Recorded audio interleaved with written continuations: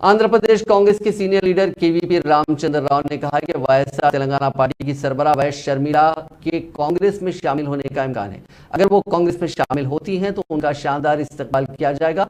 उन्होंने कहा कि माजी की और मौजूदा हुकूमतों की गलतियों के साथ साथ इस तेलुगु रियासत से मरकजी हुकूमत के नामुनासिब रवैये के सबब लोग कांग्रेस की तरफ देख रहे हैं। उन्होंने इस यकीन का इजहार किया कि जल्द ही कांग्रेस पार्टी का एक मरतबा फिर इस रियासत में अहिया होगा। उन्होंने मीडिया से बात करते हुए कहा कि चंद्रबाबू नायडू और जगन मोहन रेड्डी की नामुनासिब हुक्मरानी आंध्र प्रदेश तंजीम जदीद कानून में किए गए वादों को अमल करने के सिलसिले में उनकी लापरवाही से आंध्र प्रदेश को मायूसी और नुकसान उठाना పేర్చుకుంటూ వేర్లు మళ్ళీ కొత్త వేర్లు వచ్చి పార్టీ పైకి రావాల్సిన పరిస్థితి ఉంది।